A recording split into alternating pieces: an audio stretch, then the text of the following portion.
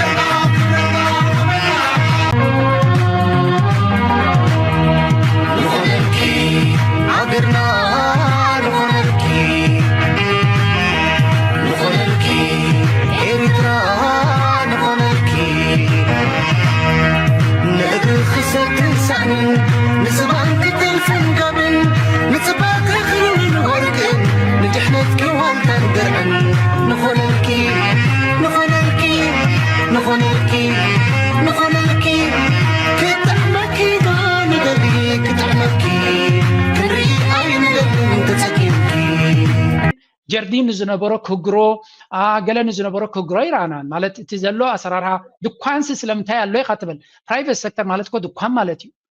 فزيت سبلاي تشين منغست تقصاصير وقت تخليغا كاب دغد مت دكان حدري وي وين تريسي كوربوريشن يز توزي كالك نجر كتزارب تخليغا ابتي وشت عدغن جردين زلو جردين الو غزا زلو غزا يكاريو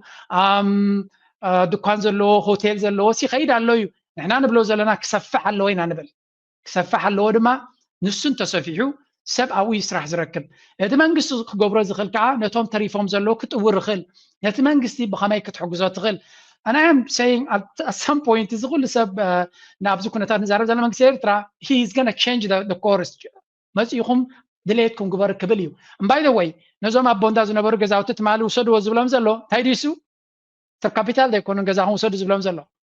so اتي ناي برايفت سيكتور امصاص انا كايدا اند ايدونغيون غلن نبل نمبر يلن يلكا منغست ኤርትራ ይድግፎኒዩ ወይ ገለ دحر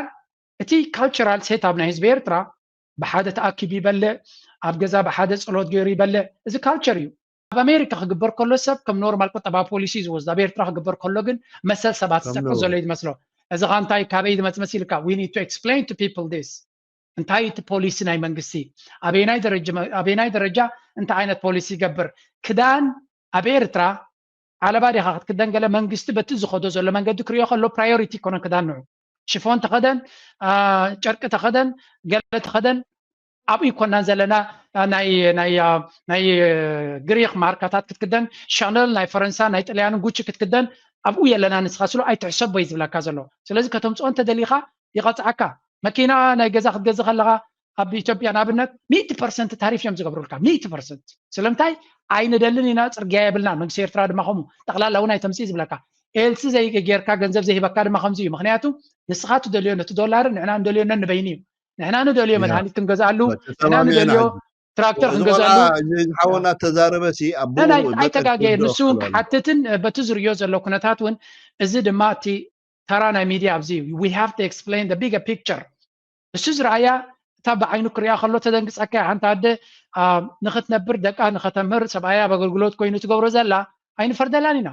ግን እቲ መንግስት ዝገብሮ ዘሎ ኻ ክትገልጽ ክትከላላ ከረት ህዝቢ በሓደ ከነ ተሓዳድረለና ዝብል ሪኢቶ ይዘለናነ ሓውና ወዲ ጣባ ዝበልካዮ ዘይሰማምዑሎ በአንጻሩ ኻ ህጂ ጆርጆ ኻ ተዛረቡ ስቴብል መንግስት ዝበሉ ህጂ ኮምፕሊት ዝሰማምዑ አያማግሪ ዊዙ እዚ ዲሞክራሲ ዶ ገለትኩ ናና አይጠቅመኒው ካብ ሲንጋፖር ካብ ቻይና ንማር ናብነት ወዲ ጣባ ኻ ናብነት ህገ መንግስት ህግ ዝበልካዮ ምስ ግዜ ስለዝኸውን قبولنا كحساب مس حاو جورجي جن بتنا إيكونومي جن completely am disagree كابت زرابخا مجمرة ኣብ ቅድሚ መፂኻ ብምዝራብካ የቀንልይ ምክንያቱም ክንዘራረብ ከለና ኢና ሶሉሽን ዝመጽእ ከተዘራረብካ ግን ሶሉሽን ክመጽእ ኣይክልን እዚ ሎጂክ እዩ ስለዚህ በዚህ መሰረት እንኳ ሐሳብካ ገለጽካ ኣነ ብዙሕ ግዜ ጽበየካ ነይረ ምሳኻ ክንዘራረብ ወላ ሓደ ማልቲም ብዛዕባ ኢኮኖሚ ወዲ ጣባ ተዝቅድም ክልቴና ንስኻ ኣረኣኻ ናይዚ ናይ ካፒታላዊ ህዝባዊ ኢኮኖሚ ፍጹም ክትዛረብ ሰሚዕካ ይፈልጥን ንኣብነት ኣብ ኢንቨስትመንት ኢልካ ኣብ ወፃኢ ዘለዉ ኣሕዋትና ኢኻ ተድንቖም ጽቡቕ ኣነ ብነፍሶም ብምርካቦም ሕጉሴ ኣብ ኤርትራ ግን እቲ መንእሰይ ብህይወቱ ብደሙ ዝኸፍሉ ኢንቨስትመንት ግን ኣብ ግምት ኣቲኻ ይትፈልጥን ሕጂ እዚ ኣርሂካ ክትርኢ ኣለካ ንኣብነት እዚ ናይ ወፃኢ ዘሎ ኣሕዋትና ኢንቨስትመንት ብሎም ኣብ 2000 ኩላትና ከም ንፈልጡ እዞም ናይ ዱባይ ነጋዶ እንኳን ዝኸዱ ኣብ ኤርትራ ክሳብ ሰብ ብጥይት ክሳብ ምሕራብ ከም ትበፅሕ ንፈልጦ ኢና ሕጂ እዚኦም ሰባት ኣብ ውሽጢ ዓዲ ጅምናዊ ኢኮኖሚ ኣይተባሃለ ዕድል ይበዎም መንግስቲ ኣብ ምንታይ ሴክተር ግን ይልዎም ኣብቲ ሪሊ ነቲ ሃገር ዝጠቅም ንዑ ኣብ ወፍሩ ኣብ ሕርሻ ተበሎም እሶም ዝደልዩ ግን ናይ በለፅ ኢኮኖሚ ካልም ካስምታይ ናቶ መርቸንት እዩ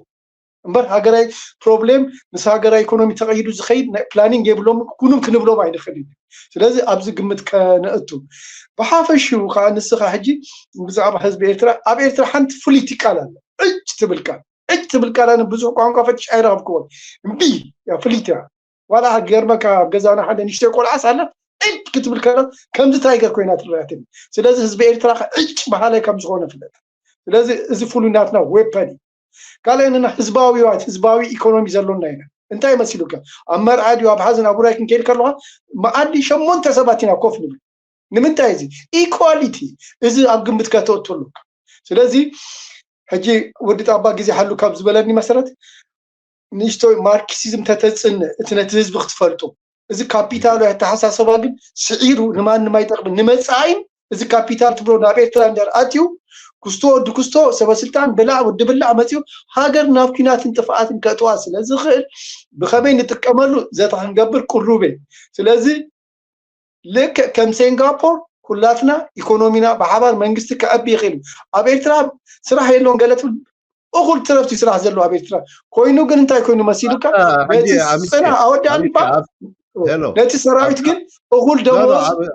ኦኬ ሶሪ ሕጂ ትንተና ገለ ግዜ ክወስደልና ኖን ትንተና ኣይኮነን ነቲ ሰራዊት ግን እኹል ደሞዝ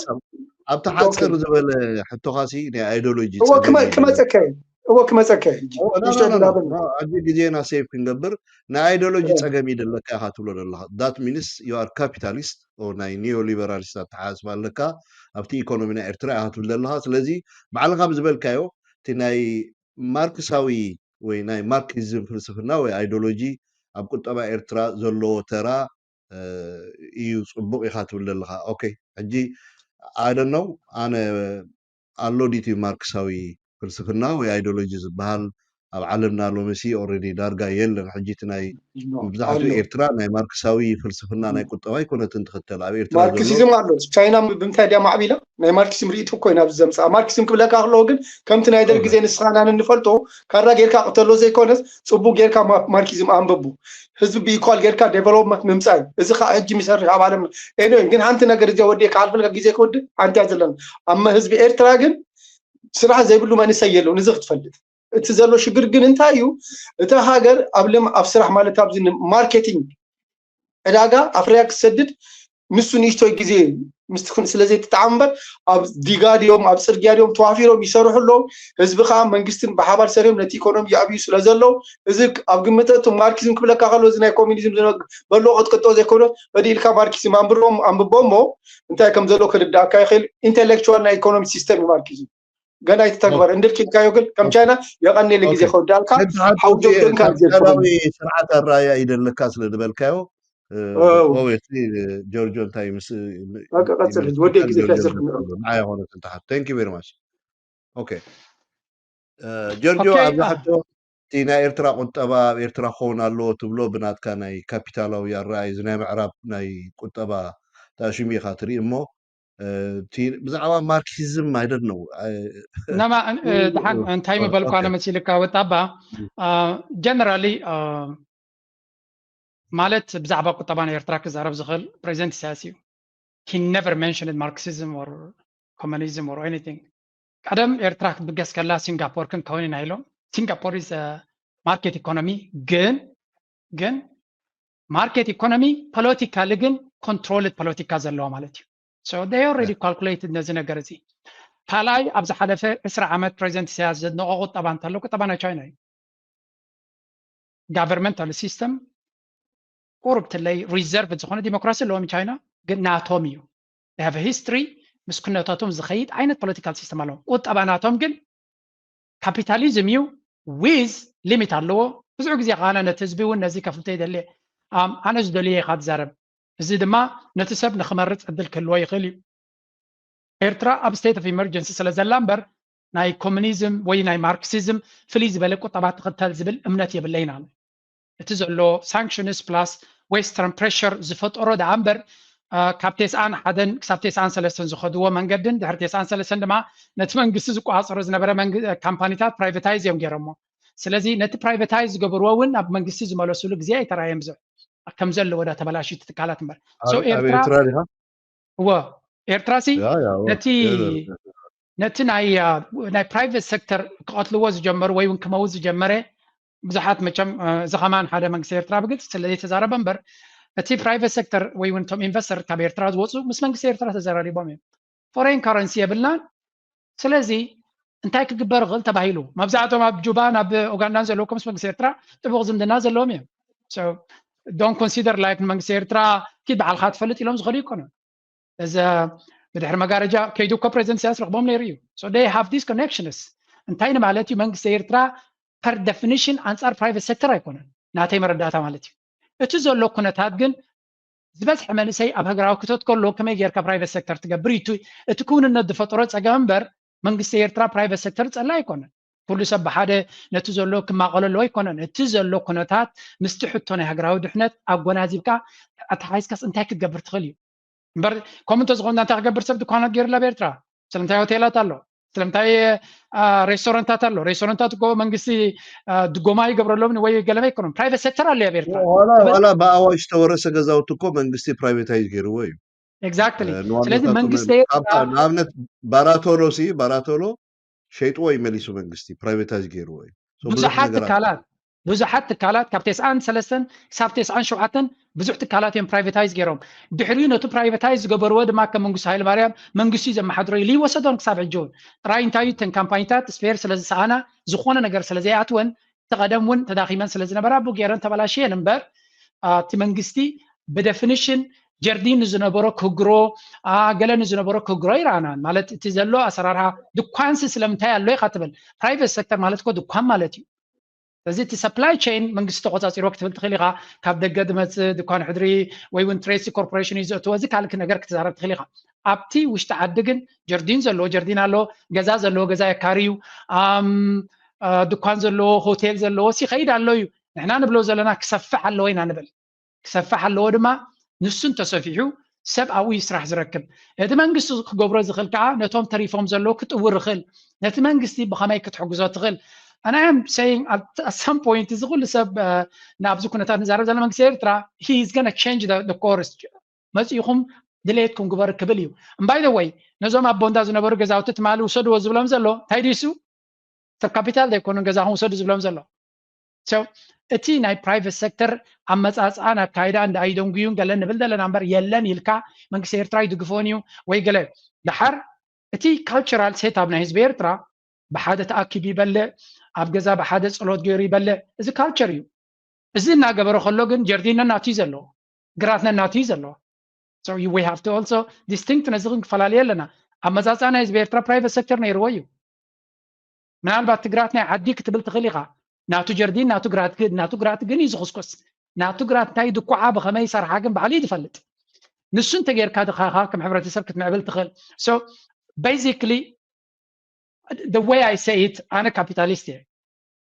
I am capitalist معناته زحاب ويا بلين زجانني بلين I talk about stock market crypto investment blah blah so لذا أنا capitalist أنا عايز متش أنا بيرترا نبع الجورج دليتهم نخو جبر أفتر لهم يبلي لهم أوكي أنا أنت يزبل أبجوبة هوتيل نزلوا أباز هوتيل نخو جبر أنت تبابع كايو أتا هوتيل ني عسرت سبديا نسلاسة سب إيرتراويان ደሞዝ ንኽረኽቡ ንኽምዕብሉ ገዛ ክራይ ንኽኸፍሉ ስድሮኦም ንከኣልዩ ክትሕግዞም እያ መንግስቲ ድማ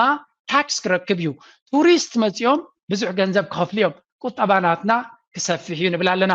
ነቶም ኣብ ኣገልግሎት ዘለው ደሞምን ረሃፆምን ፅዒሮም ዲጋታት ዝሰርሑ ዘለው ከመይ ጌርና ክንክሕሶም ንኽእል እንድሕር ኢልካ መንግስቲ ኤርትራ ካበይ ክክሕሶም just like any government ኣብ ዓለም ዘሎ መንግስቲ ምንጫታዊ እንታይ እዩ ማዕድናት ዝሸጦ ታክስ ዝረኸቦ maybe ድማ I don't know ካብ ግብሪ ክረክብ ዝኽእል ካልእ ኣታዊ የብሉ መንግስቲ ስለዚ ተን መንግስቲ ዘለዎን ኣታዊታት ንፈልጠን ኣለና ብወርቂ ዝሃብተመት ሃገር የላ ብነዳዲ ዝሃብተም ሃገራት ኣለዋ ወርቂ ግን ፍርቅናቱ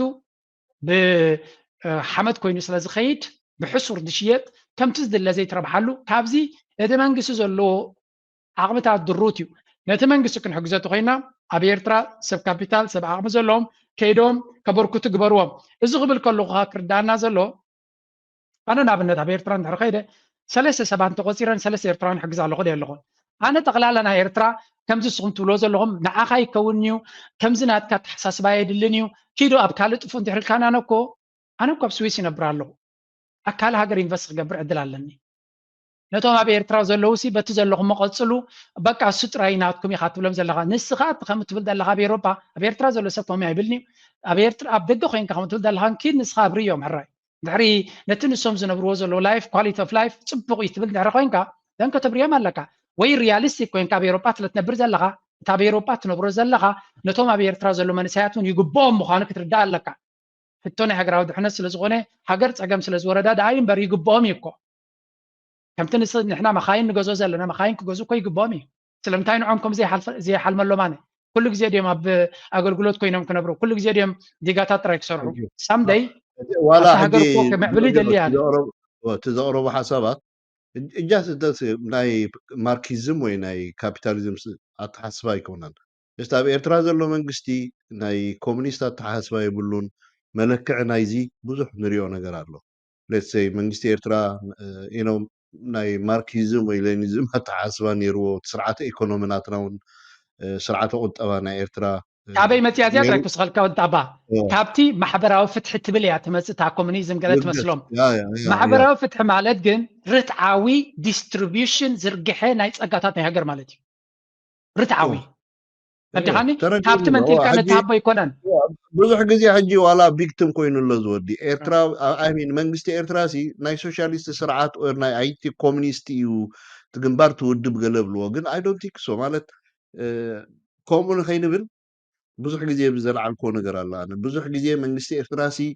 ኮሙኒስት ወይ ናይ ሶሻሊስት ስርዓት ተኸታሊ ይኮነን ከምኡ ነይሩ ተዝኸውን ሃብቲ ናይ ሃገር ብዙሕ ሕትለና ንብሎ ማለት እዩ እሱስ ፕራይቬታይዝ ገይርዎስ ተን ዝነበራ ፋብሪካታት ንዋና መሊሱ ወትኤቨር ብዙሕ ነገር ተገይሩ እዩ የለን ከምኡ ዝበሃል እንታይ ዓንቂፍዎ እቲ ኢኮኖሚና ኣበይናይ ሽግር ወዲቑ ግን ርዱእ ነገር እዩ እዞም ተንዕሎም ዘለካ ሕጂ መንግስቲ ኣነ ካብቲ እንታይ ድብል መንግስቲ ኣካባቢ ግብሪ ጥራይ ክኸውን ኣለዎ ስርሑ ካልእ ወላ ሓንቲ ንዜጋታት ናይ ስራሕ ዕድል ክኸፍቱ ኢንቨስትመንት ክፈቱ ወትኤቨራት ናይ ዓዶም ክገብሩ ቶም ደገ ዘለዉ ዝበልካ እዚ ብሕጂ ድመፅእ ነገራት ኩሉ ከነተባብዖ ወጣባ ኣብዚኣ ክንጥንቀቕ ኣለና ኣነ ካባኻ ይፍለየ መንግስቲ ኣካብ ታክስ ጥራይ ክኸውን ኣይደልዮን ኣነ መንግስቲ ኤርትራ ካብ መንግስቲ ናይ ቻይና ልክዕ ነቶም ኣብ ገጠራት ዘለዉ ካብ ዕድላት ናይ ትምህርቲ ካብ ዕድላት ናይ ጥዕና ካብ ዕድላት ናይ ፀጋታት ረሂቆም ዘለዉ ከርከበት ዲጋ ጌርካ ትምህርቲ ናይ ቦርዲንግ ጌርካ ከተማህብሎም ከለካ ዲስ ኢዝ ኮልድ እቲ ማሕበራዊ ፍትሒ ምክንያቱ እቲ ፀጋታት ኣብ ከረን ወይ ኣብ ኣስመራ ስለ ዘለካ ጥራይ ኮነ ዝወሃበካ ኣሮራ ዘሎ ኣብ ግዜ ቃልሲ ክንዳኻ ወይ ልዕሊኻ በርኪት እዩ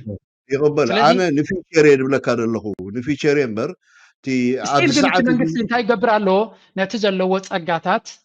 ኣብቲ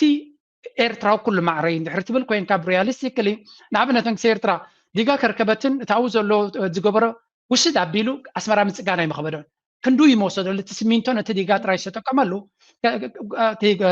ፅርግያታት ናይ ኣስመራ ወይ እውን ገዛውቲ ናይ ኣስመራ ንምፅጋን ዓብዪ ኣበርክቶ ምገበረ እጀስት ሓደ ብሓደ ክነወዳድሮ ተኮይና ዲጋ ናይ ከርከበት ዝወሰዶ ተንዲኖ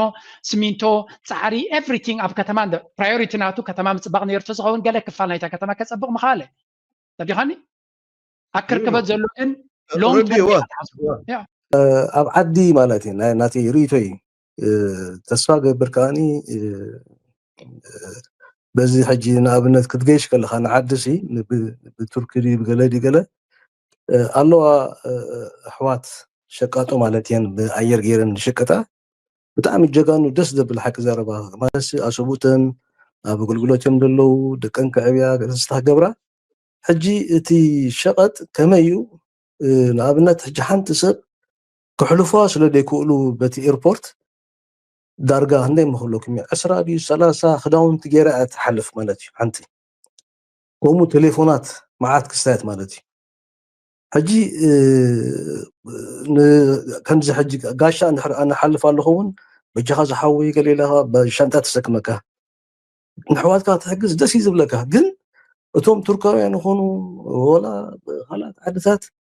በቃ ከምዚ ኤርትራዊ ተንከሳ ሕጂኦም መፅኦም ገሌሎም በቃ ኣተኩሮም በዚ ዱባይ ይኹን ገለ ይኹን ማለት እዩ ሕጂ እዛ ሰብ እዚኣ ኣብቲ ሴድያ ኮፍ ክትብል ስለ ዘይከኣለት ምስ ሓደ ሓውና ኮይና ብሓይሊ ፀቂጥና ኮፍ ኣቢልና ደቃ ክትዕብያ መስክነይቲ ምናልባሽ ሰብ ዓቕሉ ምፅበቦስ ብዙሕ ነገር ይስታይ ትገብር ነው ሕጂ ድሓር ኣነ ሓታማ ከመይ ከም ትሽቅጣ ገለና ክሕልፉና ኣይክእሉን እዮም ሚዛን ድሕር ከቢሩ ናይ ሚዛን ክቡር እዩ ናይ ዝንኣቱ ሆቴል እውን ቀሊል ነገራት ስታያት ኣይኮነን ገለ መሊላ እዚ ተቕርቦ ዘለካ ሂስትሪ ናይ ውልቀ ሰባት ግን ጠቕለል ኣቢልካስ እንታይ ግብሪ ማለት እዩ እንዲ ሕጂ መንግስቲ ከምዚ ጆርጆ ክብሎ ፀናሐ ሓንቲ ፅብቕቲ ርእቶ እዩ ግብሪ ሓደ መንግስቲ ግብሪ ኣታዊ እንድሕር ዘይብሉ ኮይኑ ሓንቲ ክገብር ኣይክእልኒ ብዙሕ ሰብ እንድሕር ሸቐጥ ኣብቲ ዝሽቅጣ ዘለዋ እንተደኣኒ ዕድል ተዋሂቦን ማለት እዩ ንብረት ከእትዋ ድን ከውፃ ድን ብግብሪ እናተኸፈለ ማለት እዩ እንተዘየሎ ግን ከምዚ ዝኸይደሎ ወላ ኣብቲ ኤርፖርት ተኣቲ ከለካ እውን ሓዘለይ በጀኻ ርዳእኒ ገለገለ እንዳበልካ ብዙሕ ስታይት ሓሊፉ ማለት እዩ ሕጂ እቲ ኣነ ሽዑ ተሓሳሲቡኒ ማለት እዩ ከመይ ገይሩ እቲ ግብሪ ሕጂ ኣነ ቤንያሚን እንታይ መስለካ ክነግረካ ሓደ ሰብሲ ንምንታይ ትሰርቕ ኢሎም ሓትዎ ጠሜየ ድብል ኣሎ ወልፊ ድኾኖ ሰብ ኣሎ ኣመል ማለት እዩ ወልፊ ድኾኖ ድሰርቕ ሰብ ኣሎ ጠሚዩ ድሰርቕ ሰብ ኣሎ ሰብ ኣጋጊቦ ድሰርቕ ሰብ ኣሎ ሕጂ ብዛዕባ ኮንትሮባንድ እንዲኻ ትዛረብ ዘለካ ሕጂ ናይ ኮንትሮባንድ ኣብ ኤርትራ ዝኣቱ ተኮይኑ ሞቲ መንግስቲ ዘይቋፀሮ ተኮይኑ ወይቲ ናይ ጉምሩክ ማሕበራት ዘይቋፀሮ ተኮይኑ መንግስቲ ካብቲ ሰን ሒዘንኦ ሳተን ሒዘንኦ ዝኣትዎ ኣቑሑት ግቡእ ግብሪ ወይ ታክስ ኣይረክብን ኣሎ መንግስቲ ይኸስር ኣሎ ማለት እዩ እዚ ናይ መሕደራ ጌጋ እዩ ወይ ሲስተም እዩ ትብሎ ዘለካ ብዓብዪ ግን መንግስቲ ፍቃድ ናይ ንግዲ ይህብዶስ ኣይህብን ድብል ግን እሳ መጀመርያ ክትፈልጣ ትክእል ኣለካ ፍቃድ ናይ ኢምፖርት ናይ ምግባር ፍቃድ ይወሃብ ዶ ወይ ይወሃብ ተኮይኑ ኣንስቲ እዚኣተን ኣንስቲ ኮና ሰብኡት ይዳዝ ማተር ካብ ዱባይ ይኹን ካብ ካልእ ከይዶም ፍቃድ ኣለዎም እንድሕር ኮይኑ ትቑሑት ከእትዎ ከለዎም ኣብቲ ዓዲ ዲክሌር ክገብርዎ ኣለዎም ዲክሌሬሽን ማለት እዩ ዲክሌር ገይሮም እዚ ዝቑሑት ኣለኒ ኢሎም ከመዝግብዎ ኣለዎም ድሕሪ ታክስ ክኸፍሉ ኣለዎም እዚ ዘይከፍሉ ተኮይኖም ግን ገበን እዩ ሲምፕል እወ ኣነካ ምሳለካ ምስ ሓተትካንሲ እንታይ ዳ ሞ ክንገብር ምንታይ ዳ ሞ ንሕና ክነእትዎ ንኽእል 40 ኪሎ ገለታት እየን ቤንያሚን ኣብዚኣ ኣነ ዝልል ኢለካ እንታይ መስለካ እሱ እቲ ኩነታት ዝፈጥሮ እንድዩ እቲ ንሪኦ ዘለና ቀደም ኣነ ኣብ ኤርትራ ከለኹ ኣብ ተሰነይ ነይሩ ኣጋጣሚ ሰርቪስ ኣብ ተሰነይ በፂሕኒ ስለ ዝነበረ እታ መኪና ንስኻ ትኸይድ እንድሕር ኮንካ እንታይ ይብሉካ በራሪ እዮም ዝብሉካ እቲ ኖርማል ንግዲ ዘይትገብር ቦርሳኻ ተሰኪምካ ትኸይድ ተኮይንካ ተንጥቃኻ ዘለዋ ኣዴታት ብንብረት ገይረን እየን ዝዓብጣኻ ሕጂ እዚ ነታ ሃገር sometimes እቲ መንግስቲ ኣብ ካልእ ከም ድሌትካ ክትነቕፈ ትኽእል ኢኻ በቲ ካልእ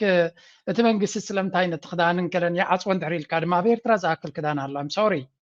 ሶሪ ኣብ ኤርትራ ክዳን የድልን እዩ እቲ ላጀሪ ካብ ትርኩን ካብ ዱባይን ዝኣቱ ዘሎ that's not what we need ሃርድ ካረንሲ ብክዳውንቲ ይጠፋ ኣሎ እዩ ዝብል እቲ መንግስቲ and this is a legitimate topic ንመንግስቲ ማለት እዩ ናይ ወፃኢ ሸርፊ ኣብ ክዳውንቲ ኣብ ትርኩ ዘሎ ስታይል ዝኾነ ክዳውንትን ካምቻታትን ህዝቢ ኤርትራ ምስ ዘለዎ ደረጃ ቁጠባ የድልዮን እዩ ዝብል እምነት ኣለዎ ኣብዚ I don't disagree ምስ መንግስቲ ኣድሃኒ I don't expect ኣብ ኤርትራ ቶፕ ኖች ስታይል ፋሽን ክዳውንቲ ክኽደኑ ይግረም እየ ከመይ ገይሮም ክኽደንዎ ኣሎ እየ ዝብል ኣነ ኣብ ትርኩ ከይደ ክገዝኦ ዘይደሊ ክዳውንቲ ኣብ ኤርትራ ተኸዲኖም ነይረ ኣነ ስለዚ እንታይ ማለት እዩ ነቲ መንግስቲ ኣበይ ንነቕፎ ኣበይ ነቕፎን ኣነ እንታይ እየ ዝብል እቲ መንግስቲ ንዑ ዓፅዩ ከም ናቱ መተካእታ ንኣብነት ሶላር እቱ ንልምዓት ዘድሊ ንብረት እቱ ኢሉ ብኡ ክትከኦ እሞ ክሰርሑ ይደሊ ኣነ ከን ኣዴታት ፃዕራማ ስለ ዝኾነ ፃዕርናተን ይፈትወ ጆርጆ ኣብቲ እሱ ዘዕለሎ ናይ ኢንዲቪጁዋል ኒዚ ሕጂ ሓንቲ ሰበይቲ ከም ዝዕላትኒ ሓደ ሰብኣይ ከም ዝዕሊሉኒ ኢንዲቪጁዋልስ ሜክ አ ኔሽን ኢንዲቪጁዋልስ እዮም ሃገር እኮ ውፅኢት ናይ ዜጋታት ግን እሞ ሕጂ ስምዓኒ ብዙሕ ሰብ እኮ ኣሎ ንኣብነት ሕጋዊ ፍቃድ ሃልይዎ ሲ ግብሪ ከይከፈለ ዘእቱ ሰብ ኣሎ ዋላ ፍቃድ ከለዎ የድብለካ ፍቃድ መንግስቲ ድማ ክቋፀሮ ኣለዎ ያ ወሱዳ ግድነት እዩ ግን ሕጂስ ንኣብነት እንተኾንካ ኢኻ ትሽቅጥ ዘለካ ሰብኣይ ሞይትን ክትብለካ ትኽእል ሓንቲ እንተኾንክ ትሽቅጥ ኣለክ ተይልከያ ሰብኣይ ኣገልግሎት ስለ ዘሎ ትብለካ ትኽእል እያ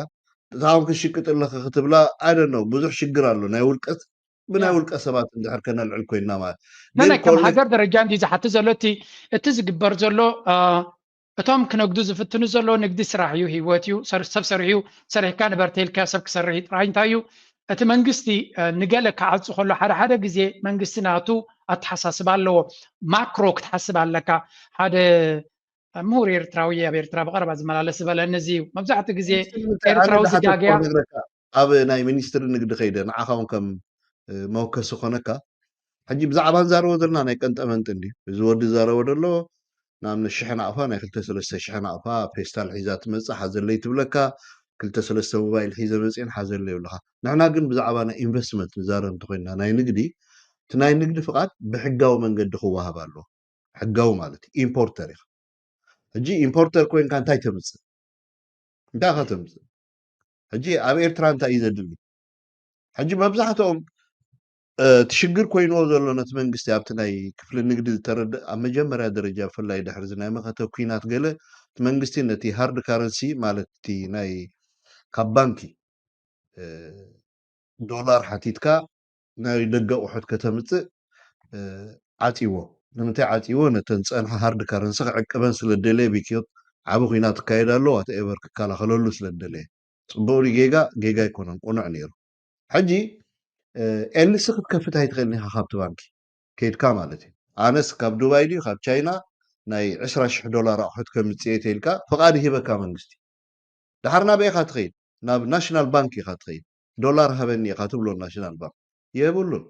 ሕጂ ብሰንኪ እዚ እቲ ነግዲ ደው ኢሉ እምበር ብሰንኪ ፍቃድ ኣይኮነን ኦኬ ብሰንኪ እዚ ደው ኢሉ ሕጂ መንግስቲ ንኣብነት ኢንቨስትመንት ጎማ ፋብሪካ ናይ ማኪና ጎማ ፋብሪካ ክሰርሕ ተይልካ በስመራ ኦኬ ዶላር ከይተሓተኒ ባዕልካ ብዶላር ዲ ቢሮ ዲ ኣምፂኻስ ኮፍ ኣብሎ እዚ ይድብለካ ወላ ሓንቲ ኢንቮልቭ ይገብርኒ ናሽናል ባንክ ዋላ ምክንያቱ በቲ ናይ ገንዘብ ሲስተም ተዓፂዎ ደሎ እንታይ ዲ መሲልካ እዚ ወጣባ we talking about macro and micro macro ማለት መንግስቲ ኤርትራ ኢምፖርት ዝበሃል አይደለን እዩ in principle ሃገራት ናይ ኣፍሪካ ኣብያ እንታይ ዲ ትገብር ዘሎ ኣሚን ሓደ ግዜ እኮ ነገራት ደይ ምውድዳር ብዙሕ ግዜ ከም ዘውደቀናስ እዩ መንግስታት ናይ ኣፍሪካ ኢምፖርት አይደሉን ምክንያቱ ኢምፖርት ዶላር ሰርቀና ኣሎ ባህልቲዮም ሓቆም እምካ ዲሃኒ ዶናልድ ትራምፕ ስለምታይ ታሪፍ ዝገብር ዘሎ ኢምፖርት ስለ ዝበዝሖ ኣይኮነን ታሪፍ ዝገብረሎም ዘሎ ኣብዚ ዶላር ይትወዝኑ ስለ ዘለኹም ፍትሕ ርትዓዊ ይኮነን ካብ ቻይና ሕሱር ንብረት ተምፅለኹም ኣብዚ ከኣቱ ተኮይኑ ግን ኣነ 50% ገንዘብ ክወስድ ይብላ ኣሎ ወይ ካብ ውሽጢ ዓዲ ዘሎ ግዙ ወይ እውን ካብ ቻይና ግድን ክገዝየ እንድሕሪልካ 50% ወስኸለይ ኣነ 50% ይረክብ እዚ እንታይ ማለት እዩ ካብ ደገ ከይትገዛ እጂ እንታይ እዚ ኣብ ኣሜሪካ ክግበር ከሎ ሰብ ከም ኖርማል ቁጠባ ፖሊሲ ዝወስድ ኣብ ኤርትራ ክግበር ከሎ ግን መሰል ሰባት ዝፀቅዕ ዘሎ ይመስሎ እዚ ኻ እንታይ ካበይ ዝመፅእ ኢልካ we need to explain to people this እንታይ እቲ ፖሊሲ ናይ መንግስቲ ኣበየናይ ደረጃ እንታይ ዓይነት ፖሊሲ ይገብር ክዳን ኣብ ኤርትራ ዓለባ ዲኻ ክትክደን ገለ መንግስቲ በቲ ዝኸዶ ዘሎ መንገዲ ክሪኦ ከሎ ፕራዮሪቲ ኮነ ክዳን ንዑ ሽፎን ተኸደን ጨርቂ ተኸደን ገለ ተኸደን ኣብኡ ይኮናን ዘለና ናይ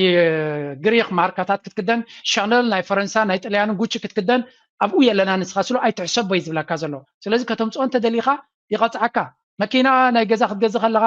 ኣብ ኢትዮጵያ ንኣብነት 100% ታሪፍ እዮም ዝገብሩልካ 100% ስለምንታይ ኣይንደልን ኢና ፅርግያ የብልና መንግስቲ ኤርትራ ድማ ከምኡ ጠቕላላ እውን ኣይተምፅእ ዝብለካ ኤልሲ ዘይጌርካ ገንዘብ ዘይሂበካ ድማ ከምዚ እዩ ምክንያቱ ንስኻ ትደልዮ ነቲ ዶላር ንሕና ንደልዮ ነንበይኒ እዩ ንሕና ንደልዮ መድሃኒት ክንገዝኣሉ ንሕና ንደልዮ تراكتور خنجزالو حاولنا تزاربسي أبو أي تجاجي نسون حتتن بتزريو زلو كنتاتون إزد ماتي ترانا ميديا أبزي we have to explain the bigger picture السوز رأيا تابع عينو كريا خلو تدنقص أكا عن تاد نخت نبر دكا نخت مر سبعيا بقولقولات كوينو تجبرو زلا عين فردلانينا جن اتمنجسوز جبرو زلا خاك تجلس كتكلال كانت هزبي بحدا كانت حدا درول لنا زبل ريتي زلنا أنا زعباتنا هاي تكنولوجي نايسرع الدلي فتر يبل تبلو كل نجار سو صبوي أو مساحة معي كون على جن حدا نجار دي ترداك زلون تايو أبدأ هنك احتزارمن وش تكون كحتريون النبينيو أنا نعيش لزبط حني زنقرا كازله أب أمريكا هنا بتي أبز زريو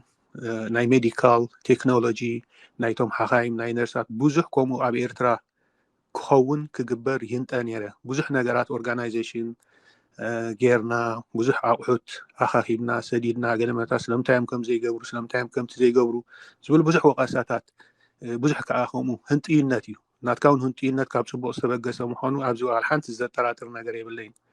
أبيرتا مسكرت كوجن حدا خبتي مستو منستر تاعنا زولو مستزارارو ولا حنتي يقولون دحاني ارتحيت كهب شافني شاف رأيامو ناتكا حسب حابنا زبلي سوري حجي كاب نقفة جميرنا بمولو زت ولاد الله بوتاتات عفعبت حليب منت بمولو سقاب حسب رينا يا مالتي حجي مسرعنا شو ترديني انت يقبر كم زولوت منقستي ترديني أبس مرة زولو انت عينت حكمنا بنفيت ركبالو قالي بوتالات ما بحرس زموتا هديتات easily treatable زهونو حمامات موتو قولت كم زولوهم دحراي كالي أبيرسا اتي ناي دايابيتس حمام دلو بوزح أب سنكل الناس أتو hypertension stroke خال نقرات كم زيوم منقست بنات عايزوهم عايفلت النيرة ناي HIV مدهانيت بنات عايزوها ناي TB مدهانيت بنات دينو how much it costs أبتعود سلوزله فولت يعني بتعمي خبري حجي أنا أبزو هنا زت ألبوز نبوركو نقرات أبايتا هيدا مسرع هو completely حاله كوينس لذي مستي أبايتا زرع هو زسرع مع كوينه بس إيرترا سرع له مالتي استوسنا نجزون أب إيرترا نيرة حجي غرداك هذا حسابات كله تصبوني تنتينات كتصبوي توجس ختصبوي جن إيرتراهي كيت كار أيوت تبلو زلها apply يجبرديو وين modify تجبر لك عليه تتأروز لها حساب زي أبايتا خيت كحتري لك كشعوت نات كبروجكت بمصنعتي بتزرع هاي بتزول له هناتات كتزارب تخيل بري زي أبزول له هيدو بتخيلو هوتيل تخفيتو زي وتو صبوي يمثل نزارب أحسن أخلها قلت صبوي يمثل جن it doesn't work that way ስለዚህ please أبايتا خيت كحتريو زي محسنك نحاول تعدل كهب أرجع حاجه thank you بيتروس as usual thank you بيتر لك أبدي مخري معدا opinion كالله يا مالت opinion ناتهم ديو ريتو سبريتون ديزهب كم تنسهم زلهم ريتو أنا وريتو دي لأن هجن تايو أنا RTV كون قبل كله نخرج مبرهي مالتيو RTV كتب له زي دلي أنا قبله يقلي نعبك صرفه كداهمو يمرت يعني RTV حساب أبكم درجة دبلوماسي زي بس هاي زاربون يومكم سلازي نتي إيرترا RTV تجبره كوس عين جبرنا نحنا RTV كتجبره زي تدلي ويون مساعتهم زي كيد نجار تقينو إحنا نجبره مالتيو حدا كابتي مسير ترى بقربة فليز بلا مرقص من هلا ونادما I think أواد فانتج اللو هي زعمنا أنا لما مسير ترى ميت خاميت عينو كلونينا تحت تونا يكون بانا نتنسو زبلو أنا إيرترا تبلو من مسير ترى زبلو كله أمبليفايز جبره مرقصنا إيرترا عند حري من قدي أتي ما نقدر مسكال كيدو كتر هذا رياكت ويمن أبتدي أنا ناتيالو بخالود وجنات زي بحال دما نتزبي أنا قال لي سبب تايلو إذا عمل مسيلة كات تزبي إيرتراس ولا حد زي فلت ما أيتنقروا وزن قرات زي لايك أنا سنتي إنتليجنس ناي سبات نعقد كوني يسمع عنكم زبلو كم تنس خانة تحبريتانا أبدي ناي جولا سمعك حصوت مخانة فلت كالوت كم خفلت واي كلون يمزبل قام لي لكم ويس ناي برهان جولا ديو ناي قال إثيوبيا أو مسمع إيرتراويان سبقا من جبل ودي مثلا إيرتراويان وقبل حلو ومساتون تي زلوهم كنتات إيرتراويان بخمين أنببو بخمين نحنا تميديان إيرتران تاي نقبر دبل أبوتات إيرتراويان ممزازنا عقم لهم زبل أمنت على النانة حوريتها بكايم መደምደምታናቶም ክገብሩ ዝኽእሉ እዮም ብልሕስ ኣለዎም ኤርትራውያን ጥራይ ኣነ ነቶም ቋንቋ እንግሊሽ ክሰምዑ ዘይክእሉ ክትርጉም ይኽእል ኸውን ወይ ግን ኣምሓርኛ ዘይሰምዕ ብዙሕ ሰብ እውን ስለ ዘሎ ካብ ቁሩብ ክሓይሽ ስለ ዝኽእል ወይ እውን ካልእ ቋንቋ ብጀርመን ዝነበረ ንዑ ዘይሰምዕ ክህሉ ስለ ዝኽእል እውን ይሕግዝ እየ ኣነ እቶም ኣዝዩኹም በላሕቲ ሰባት መይ ብትናተይ ነገራት ትሕቲ ዓቕምኹም ክኸውን ይኽእል እዩ ቁሩብካ ቦሪንግ ክኾነኩም ይኽእል እዩ ኣይገዲት ግን ዓብይ ኦድየንስ ተለካ ንኩሉ ዝኸውን ክትገብር ኢኻ ትፈትን ኣነ ድማ ዕላማናተይ ንጹር እዩ ነቶም መንእሰያት ደሓን ዝኾነ መረዳእታ ብዛዕባ ሃገር ክህልዎም እየ ዝደሊ ኣነ ስለዚ ናተይ ፕሮግራም ኩሉ ግዜ ንኤርትራ ብኸመይ ይፀልዋ ኤርትራ ብኸመይ ትርብሓሉ ብዛዕባ ቻይና ድዩ ብዛዕባ ጃፓን ድዩ ብዛዕባ ካናዳ ድዩ ብዛዕባ ኤሮፓ ድዩ ኤርትራ እንታይ ብኸመይ ትፅሎ ካብዚ ንሰብ ናተይ ሪኣክሽን ክብ እየ ዝደሊ ሓደ ኣብዚ ሪቶይ ጥራይ ክገልፅ ዝኽእል ኣብታ ካልአይቲ ብዛዕባ ኤርትራ ምስከትካ ኣብ ኤርትራ ዘሎ ነገር ክትፈልጦ ኣለካ ኢለ ኣነ ኣብ ኤርትራ መንግስቲ ይሰርሕ የለን ክብል ኣይሰማዕካንን ምናልባት ኣነ መንግስቲ ኤርትራ ዝሰርሑ ዲጋታት ኣብ ኢንስታግራም ስለ ዘይወፅእ መንግስቲ ዝሰርሕ ኣይመስልኒ እዩ ኣብ ጥዕናን ኣብ ትምህርትን ኣብ ትሕተ ቅርፅን ዝግበር ገንዘብ ኣይርአን እዩ መንግስቲ ኤርትራ ብዝተኻለ ነዚ እውን ኣብ ሚድያ እንተዘምፅኦት መንእሰይ ኣብ ኤርትራ ሓንቲ ዘይግበር ዝመስሎ ዘሎ ይጋገሎ ዝብል እምነት እዩ ዘለኒ ስለዚ ኣይዶኖ ስለምንታይ እቲ ሰብ ይሓዋውሶ ይርዳእንን ያቡ ኣነ ዝብል ዘለኹ ግን መንግስቲ ኤርትራ ዝኣክል እናሰርሖ ከሎ ተወሳኺ ፀጋታት እንተዝወሃቦ እዚ ከዓ ደገ ዘሎ ህዝቢ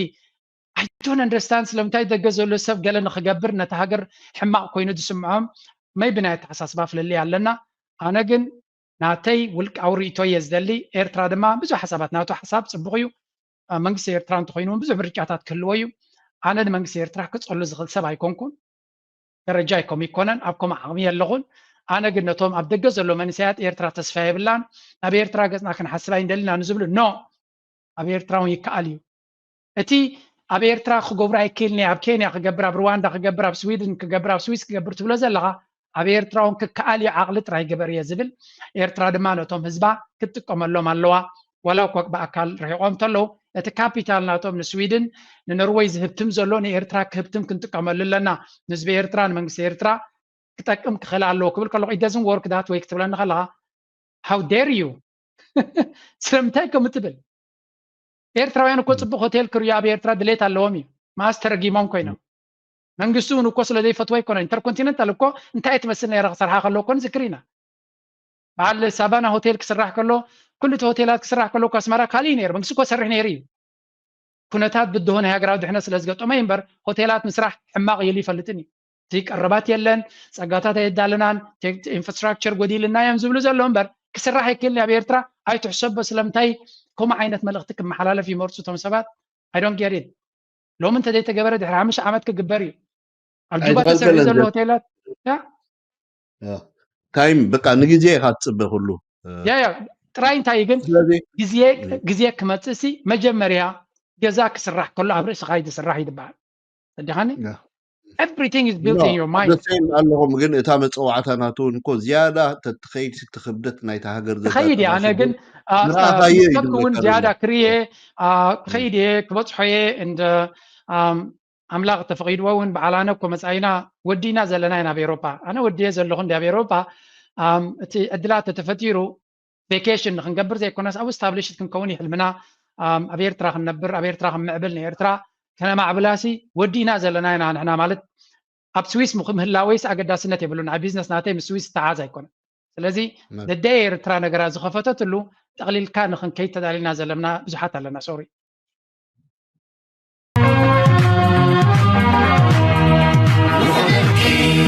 ዓገርና ንኾነልኪ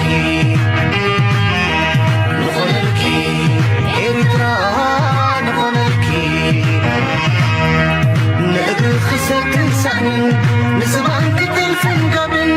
ንፅባቅ ክኽልን ወርቅን ንድሕነት ክዋልታን ገርዕን ንኾነልኪ ንኾነልኪ ንኾነልኪ ንኾነልኪ ክጥዕመኪ ዶ ንደሊ ክጥዕመኪ ክርኢ ኣይንደሊ ተፀጊምኪ ንዓኺላ ሰብ ዘይመርፆ ንሕና ንመርፆ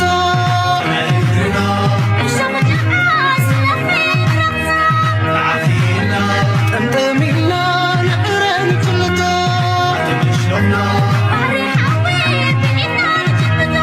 ክንዲ ዕረፍቲ ድኻሚና ንሓሪ جوينا نفري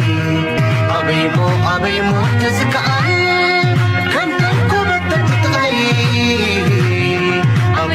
أبيمو تزكعي كم يفرد تحزني ما أصنف لناكي كم زانب سنا ورد تزكعي ما حنقرنا كي موقفنا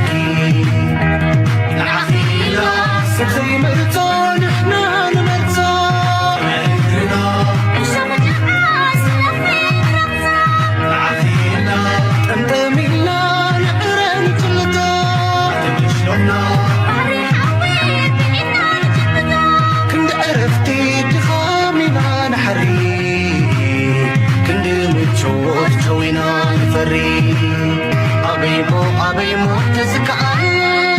كم تنكبت تتغي أبيمو تزكعي كم يفرد تحزني ما أصنف لناكي كم زانب سنا ورد تزكعي ما حنقرنا كي موقفنا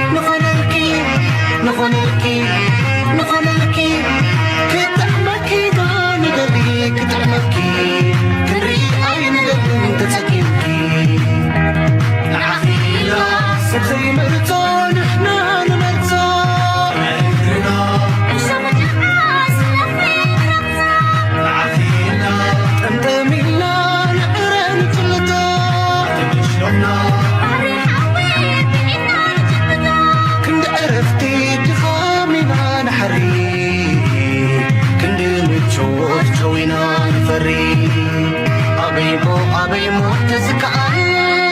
كم تنكبت تتغي أبيمو تزكعي